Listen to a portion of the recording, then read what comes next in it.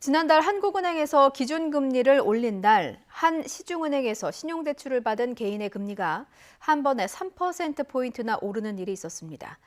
기준금리 변동도 영향을 미쳤지만 더 큰 이유는 다른 곳에 있었는데요. 금리 상승기에 주의할 점은 무엇인지 강희경 기자가 보도합니다. A은행에서 신용대출을 받아 매년 연장해온 40대 B씨는 지난달 한국은행이 기준금리를 올린 날 은행에서 알림 문자를 받았습니다. 기준금리 변동으로 대출금리가 무려 3%포인트 가까이 올랐다는 내용이었습니다.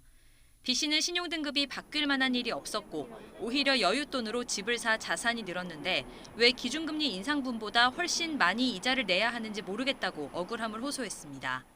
금리가 이만큼 올라갈 테니 이 금리 내고 사용을 하든지 아니면 기존 대출을 원금을 전액 상환하든지 이런 식밖에 논리가 안 되거든요.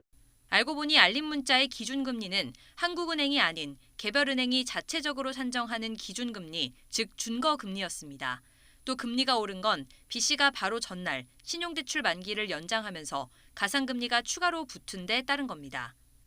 즉 은행의 애매한 안내와 한국은행 기준금리 인상 시기가 공교롭게 맞물려 혼선이 생겼던 겁니다.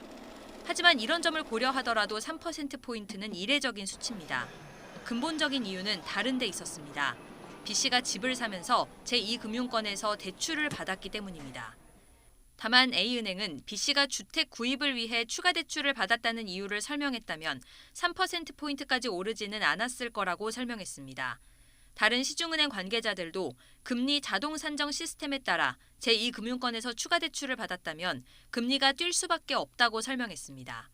은행이 금리를 산정할 때 알고 있는 신용정보만 이용하므로 소득이나 자산 정보를 충분히 제공하고 금리 인하 요구권을 행사하는 것도 한 방법입니다. YTN 취재가 들어가자 A은행은 B씨의 자산 현황을 다시 심사해 금리를 2%포인트 넘게 낮췄습니다.